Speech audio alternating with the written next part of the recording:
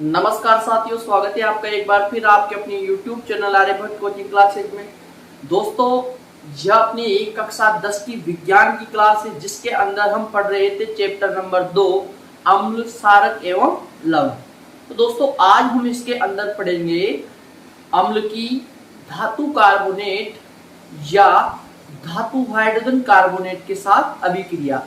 तो दोस्तों, जब भी अम्ल की अभिक्रिया धातु कार्बोनेट या धातु हाइड्रोजन कार्बोनेट के साथ करवाई जाती है तो हमें लवण, जल और CO2 गैस प्राप्त होती है। क्या प्राप्त होती है? लवण, जल और CO2 गैस प्राप्त होती है। तो आइए देखते हैं अब हम इसके अंदर क्या होता है। तो देखिए दोस्तों कि जब अम्ल की धातु कार्बोनेट या धातु हाइड्रोजन कार्बोनेट से अभिक्रिया करवाई जाती है तो हमें लवण तथा जल मिलता है। क्या मिलता है? लवण और जल मिलता है।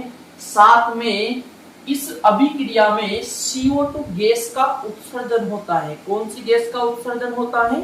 CO2 गैस का उत्सर्जन होता है। तो आइए दोस्तों, अब हम कुछ एग्जाम्पल के माध्यम से समझते हैं कि जब अम्ल की धातु कार्बोनेट या धातु हाइड्रोजन कार्बोनेट के साथ अभिक्रिया करवाई जाती है तो हमें क्या उत्पाद के रूप में प्राप्त होता है। तो देखिए, अम्ल की धातु कार्बोनेट से अभिक्रिया, तो यहाँ अपने पास कि जब अम्ल की अभिक्रिया धातु कार्बोनेट से करवाई जाती है तो हमें लवण, जल और क्या मिलता है दोस्तों? CO2 गैस मिलती है। तो देखिए, जब हम हाइड्रोक्लोरिक अम्ल की अभिक्रिया सोडियम कार्बोनेट से करवाते हैं तो हमें NaCl जो कि हमें लवण के रूप में प्राप्त होता है, H2O जो कि हमें जल के रूप में प्राप्त होता है और क्या प्राप्त होती है? हमें CO2 गैस प्राप्त होती है।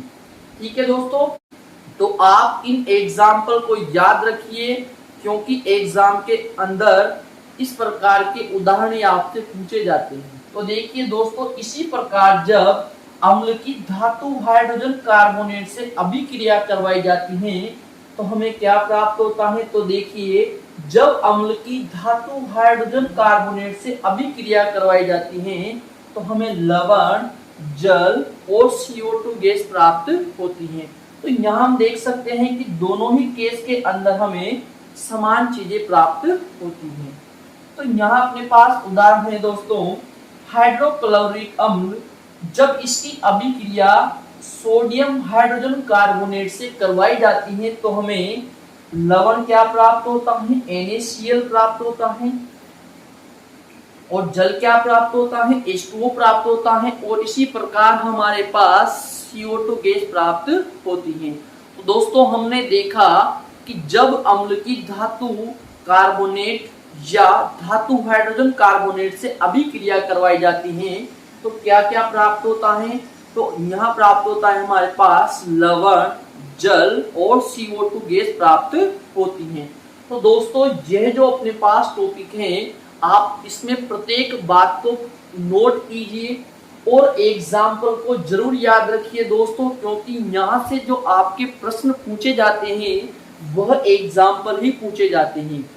प्रश्न कैसे बनता है? तो प्रश्न बनता है दोस्तों कि जब अम्ल की धातु कार्बोनेट से अभिक्रिया करवाई जाती है तो हमें क्या प्राप्त होता है? उदाहरण देकर समझाइए। तो यहाँ से हमें इस प्रकार के प्रश्न प्राप्त होते हैं।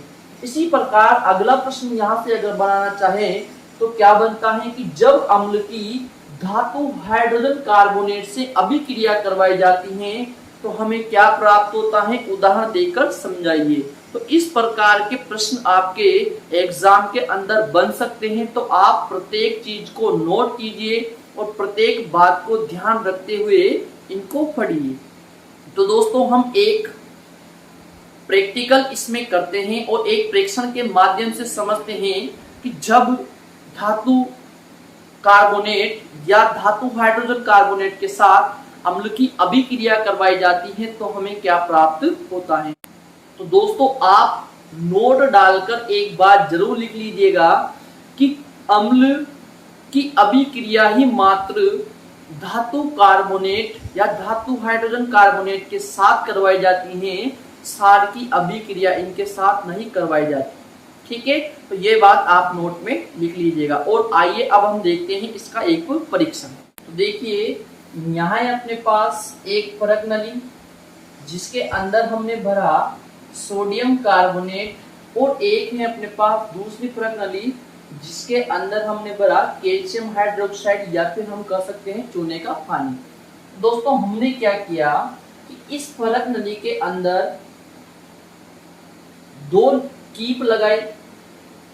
जो पहली कीप है अपने पास उसमें हमने क्या किया, तनु एशियल अम्ल भरा, और जो दूसरी अपने पास नली है या फिर हम कह सकते हैं कीप है, उसको हमने क्या माना, निकास नली माना, जो कि हमारी दूसरी फरक नली में जाती है। इसके अंदर जाती है चूने के पानी के अंदर जाती है। जब हम इस कीट के अंदर तनु एशियल अम्ल डालते हैं तो यह सोडियम कार्बोनेट से अभिक्रिया करके नमक का जलीय विलयन बनाता है, और साथ ही यहाँ पे कौन सी गैस उत्सर्जित होती है, हमारी उत्सर्जित होती है। तो यह हाइड्रोजन गैस इस निकास नली के माध्यम से कहाँ पे आती है, चूने के पानी के अंदर आती है। तो जब चूने के पानी के अंदर CO2 गैस प्रवाहित होती है तो इस चूने के पानी का रंग कैसा हो जाता है, दूधिया हो जाता है।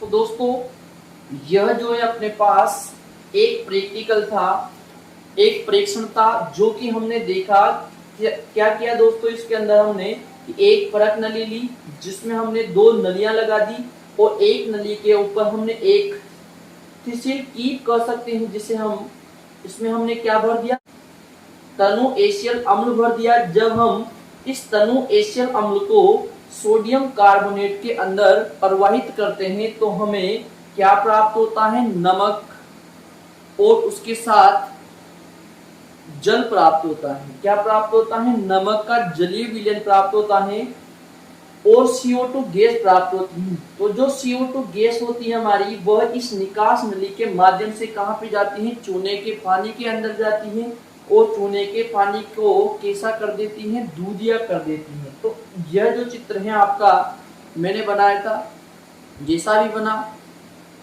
लेकिन सही है। ठीक है, और यह जो डायग्राम है आपका, यह कौन सा डायग्राम है दोस्तों, आपकी बुक का डायग्राम है। तो आप बुक के इस डायग्राम को आप कैसे बनाते हो, कैसे मैनेज करते हो, आप इसे बनाइएगा। तो दोस्तों यह था हमारा आज का लेक्चर, जिसके अंदर हमने अम्ल की धातु कार्बोनेट और धातु हाइड्रोजन कार्बोनेट के साथ अभिक्रिया देखी। तो मिलते हैं अगले लेक्चर के अंदर। यदि दोस्तों आप चैनल पर नए हो तो चैनल को सब्सक्राइब करें, वीडियो को लाइक करें, और कमेंट करके जरूर बताएं कि आपको वीडियो कैसी लगी। धन्यवाद दोस्तों।